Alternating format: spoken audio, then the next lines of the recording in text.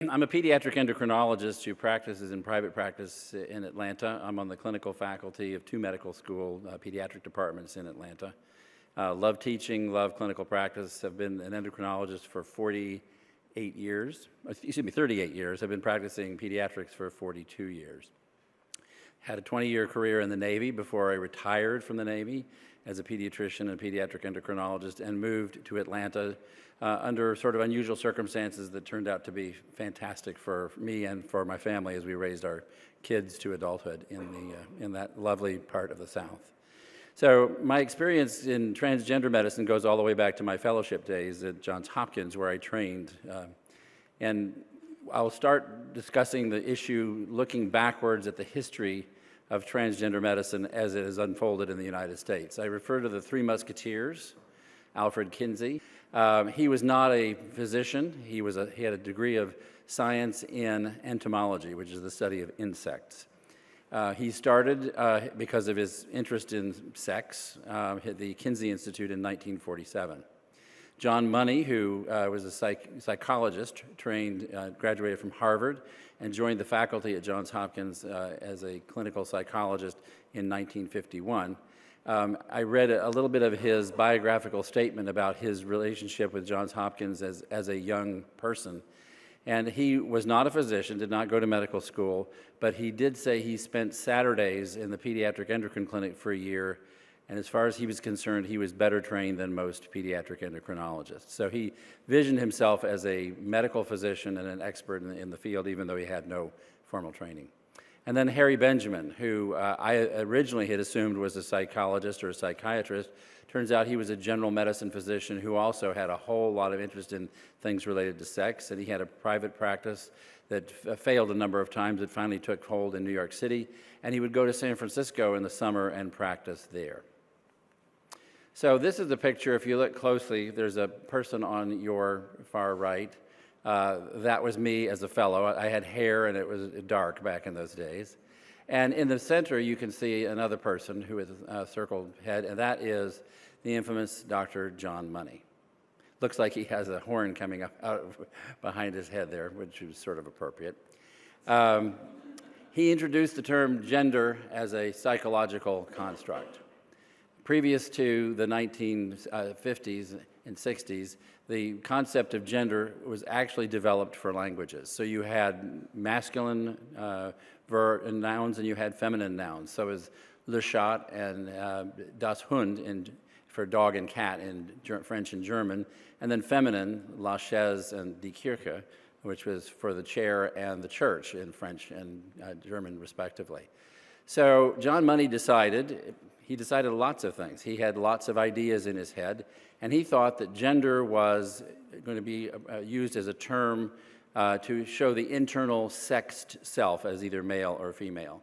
So it was taken out of the linguistic world in the 1950s and 60s and placed as a term in the field of identifying human beings and their gender orientation. So he started what he called the psychohormonal group at Johns Hopkins. He had trained in Boston and was intrigued by the opportunity to study patients that had issues with sexual differentiation, so-called hermaphrodites or pseudohermaphrodites. And at Johns Hopkins, at that time, it was sort of the place where steroid biochemistry was being unfolded, and the concept of how cortisol is made and how the offshoots of the steroid hormones are developed in the adrenal gland, and what mistakes in nature happened to cause what we now call disorders of sexual differentiation. So most of the patients in the United States, and actually from around the world, were referred to Baltimore to be evaluated for what caused their disorder of sexual differentiation. And this is a very tiny fraction of patients. We're not talking about hundreds and thousands. We're talking about initially 10 or 12 patients that were studied, just to look at why the accident of nature happened and what the consequences were on physical exam. So John Money thought, well, there is an opportunity for me, as an interested psychologist, to look at the concept of where one perceives their gender and if social circumstances can change a person's gender successfully. So that he decided he was drawn to Johns Hopkins as a result. So he joined the faculty, and established protocols to evaluate these kids, both pre-treatment and post-treatment, and to see what happened in patients with abnormal anatomy or early or delayed puberty. So he developed, at the same time, an adult transsexual program, and it was not called transgender then, it was called transsexual. These were adult patients who believed they were born into the wrong body, and they were recruited through newspapers locally and regionally through the grapevine. There was no internet back then. And they had cross-dressed these individuals in their intended new gender for 2 years. That was the social transition phase first. And then they administered cross-sex hormones subsequently if they had been able to succeed in their new gender role in the workplace and at home socially. They did not have puberty blockers because these were all adults who had already been through puberty. The surgical procedures then to alter their genitalia were developed, and they actually, in the process of learning on big people, the surgeons translated that down to surgeries that could be done on infants and toddlers who had abnormal genitalia that needed correction. So there was a spin-off from the adult program that worked its way down through pediatric surgeons and subspecialists. So this is one of the patients that changed from male to female. We, as pediatric endocrine fellows, unfortunately, were the ones that had to follow these patients into their adulthood, even though they weren't pediatric patients. So Don Trella, as you might have guessed, had a day job, and it wasn't a particularly socially acceptable one. Money scientific protocols. He had an idea, and he says, he would actually call up and say, I've been thinking, I have a really neat idea. And then he would say, let's do something to the patient and see how it comes out. Now this sounds bizarre in an era where we are so intent on following good science, but that's as far as his science went. So John Money decided he was one of the leaders in medical castration of sex criminals.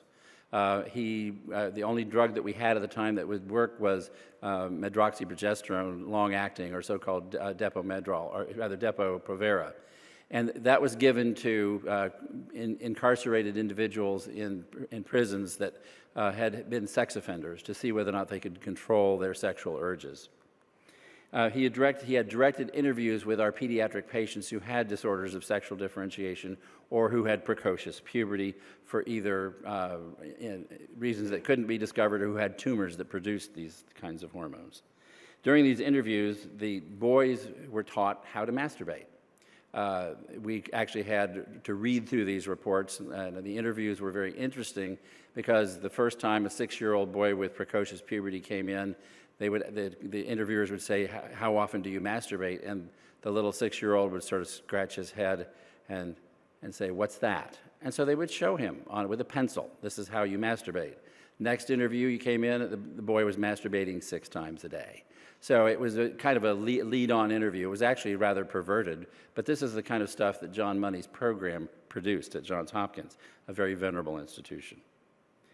And there was the tragic case of the newborn boy twin who had an amputated penis. During the process of trying to do a circumcision, the unwitting surgeon took a Bowie knife, which is an electrocautery device, to touch an area that was bleeding and essentially burnt the child's penis off to the base.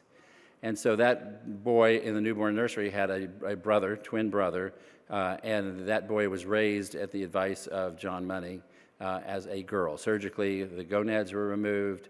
The stump of what was left of the phallus was sort of fashioned into a clitoris.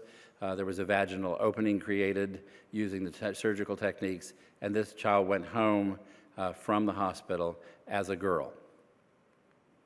Then there's a case that I took care of, a child named David, who came down from Buffalo, New York, to our clinic because he had what was called a micropenis, a very, very tiny phallic structure and no palpable testicles in the scrotum. We evaluated this child at age 6 weeks, and we decided we would put this child through a protocol, which it was to use a hormone that would stimulate the testicles to produce testosterone. In doing so, we would find out if the baby did have testicles, and after that, would find out if the testicles produced testosterone, would the baby's penis grow and would the tissue respond? All those things were very important for us to know in terms of figuring out what this child should be raised, either a boy or a girl.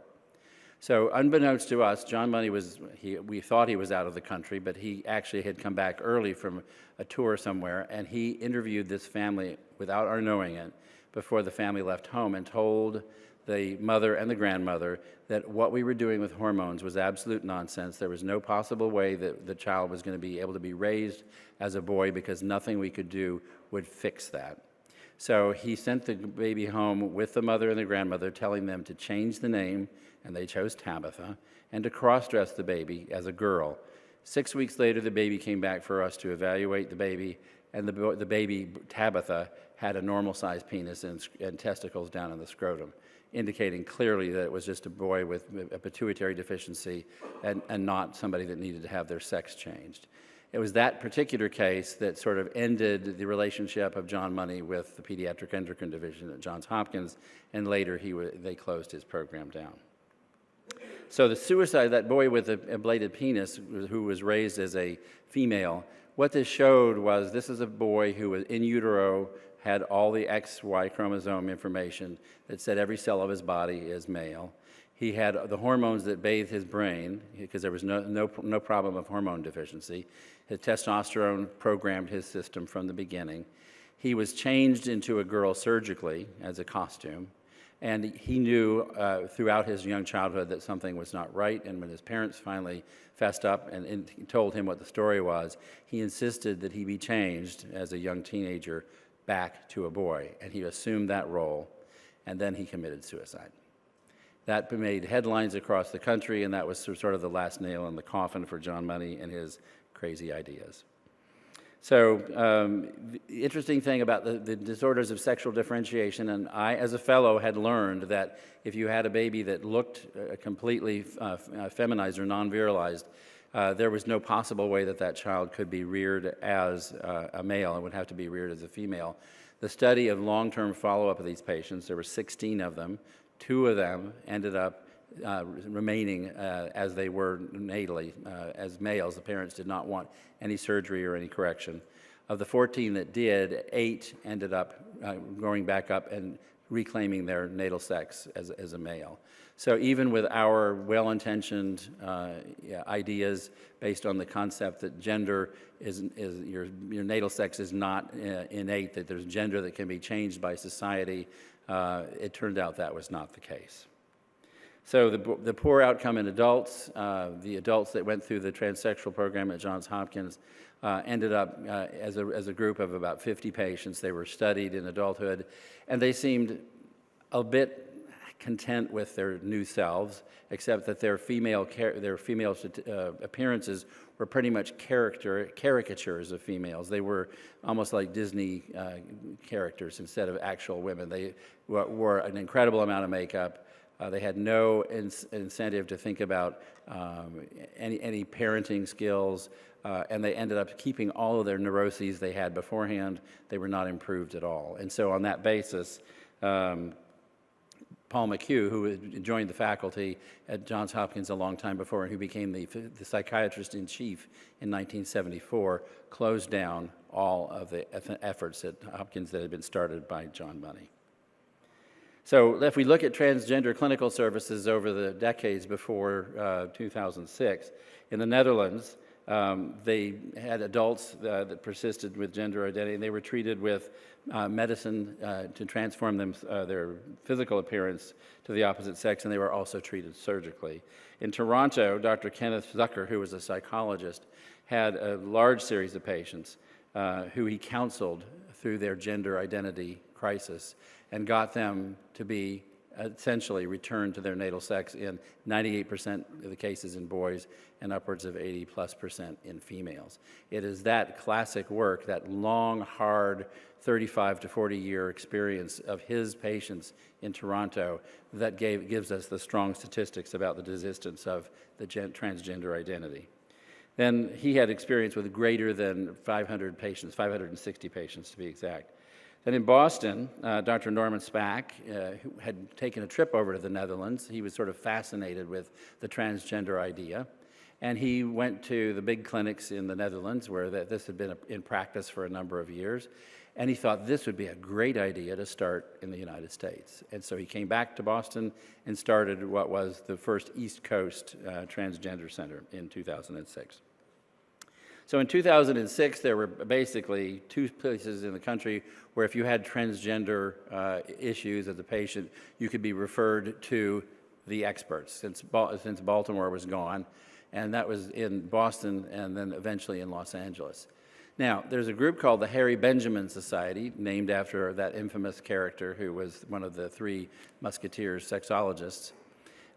Its membership requirements are very, very strict. You have to be interested in transgenderism.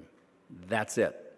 You do not have to be trained in medicine. You do not have to be, all you have to do is say, I'm really a proponent of transgenderism. And you sign up and you get in as a membership. That's a professional society, supposedly, and there is no requirements for specific education or professional background. So the Harry Benjamin Society sort of disappears, and in its place is the World Professional Association of Transgender Health, or WPATH as it's known.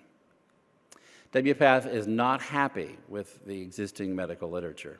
The studies we had from Kenneth Zucker with his greater than 500 patients showed that desistance of transgenderism was prevalent if you let these kids go through puberty naturally. That's a large number of patients, 560 to be studied over all those years. And then the study from Sweden, which is a country which has been very permissive and very accepting socially of transgender patients into adulthood, published a study of 330 plus patients, or 324 patients, of transgendered adults who persisted into adulthood and had been treated either with medication or medication and surgery. And their data showed that there was a 20-fold increase in suicide in those patients compared to the non-transgender community. That blows it out of the water. This is not something you can sweep under the rug as a poor study, poorly conceived. It was every single patient, like it or not, was included in the study. And again, the same thing with Dr. Zucker's study. He did not exclude a single one of his patients from the database.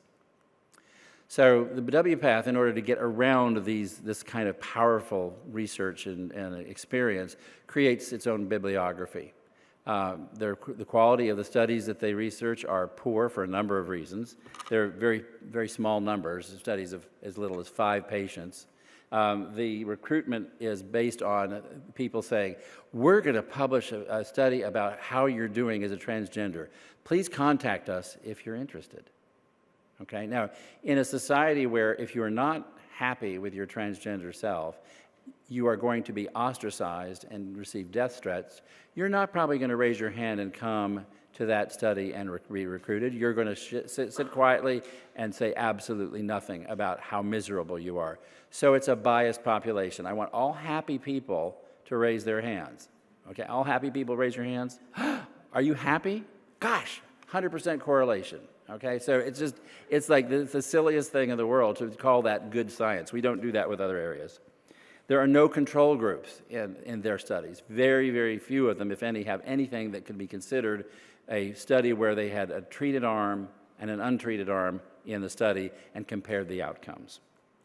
So, and there are many anecdotal case reports. If you look through the WPATH bibliography, it's woman, transfers to male, has happy life. Okay, and it's basically the woman writing her happy self, or the guy writing his happy self saying how wonderful things came out. So their bibliography is full of these kind of anecdotal things. They also use recycling of the same information. Somebody will write an article in a journal that is perhaps based on some kind of competent research or incompetent research, and then that will be quoted, and then that will be rewritten into an article in what we call a throwaway journal, which is a journal that basically does articles, sort of summary articles for people who are interested in the field but are not specializing in that field, and they want to know a little bit about it. And in pediatrics, Pediatric News is one of those, or Pediatric Annals or Contemporary Pediatrics. These are not journals that have peer review. with the kind of restrictions for the scientific journals. They're basically sort of like a throwaway rag at the grocery store, where you've got a summary real quickly where you can go through bullet points and maybe learn something and file it away if you're interested in that. So they'll recycle it through those, and all of a sudden there'll be 5 different articles and 5 different throwaways, all about the same subject, all written by the same person, and they count those as 5 independent references. So this is how the WPATH, the bibliography, comes about. Citations that are marginally related are used. They'll, in the list, if you pay attention, they'll say something about chick oviduct bioassay in the castrated rat. And you think, well, what did that have to do with anything? Well, it looks scientific. It's got a Journal of Hormone Research. That's a really respectable journal.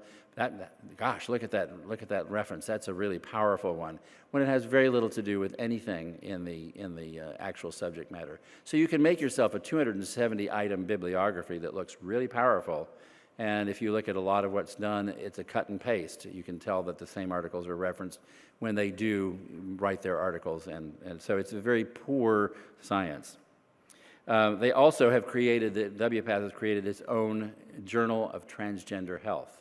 Now, this is supposed to be a peer-reviewed journal, okay? If you imagine that everyone who reviews it is a member of WPATH or believes in that, can you imagine the quality of the articles that you're going to find? Will anything in terms of contradiction to a transgender affirming concept be approved or published? Absolutely not.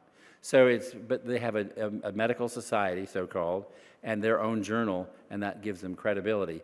These things make a huge difference in the medical community. For my colleagues who are not in my subspecialty, they are totally dependent on this kind of appearance, thinking, wow, there's an international group that has its own peer-reviewed journal, and they say transgender issues need to be affirmed, and we need to do hormone treatment, and we need to do surgical treatment, and the sooner the better.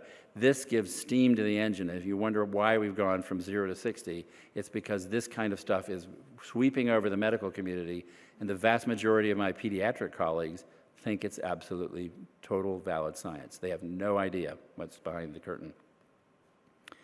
The other interesting thing is that their bibliography at WPATH now completely is devoid of any reference to Dr. Kenneth Zucker, who was the pioneer in gender identity disorder. His name has been expunged as if he's never existed. So they're on the rampage. They have standards of care that they developed for transgender health. They lobby the American Psychological Association to change gender identity disorder into gender dysphoria. The reason that they even kept it in as some kind of disorder was because they realized the poor transgender patients were not going to be able to get any health care paid for if they didn't have a pathologic diagnosis. So they changed the diagnosis from a disorder, a delusional state, to the pain and agony and suffering caused by society for these poor, otherwise normal transgender variant patients. So it legitimizes transgender as a normal variant. It blames society for all of the agony that these patients, and it facilitates insurance coverage for these patients for the treatment of their dysphoria. And as I said, they removed all references to Dr. Zucker and they convinced the Canadian government to actually shut down Dr. Zucker's clinic after all of his 35-plus years and almost 600 patients that he treated successfully. They pulled the plug and let him go. He no longer has a clinic to go to in Canada, in Toronto, where he was. That's the power of this organization.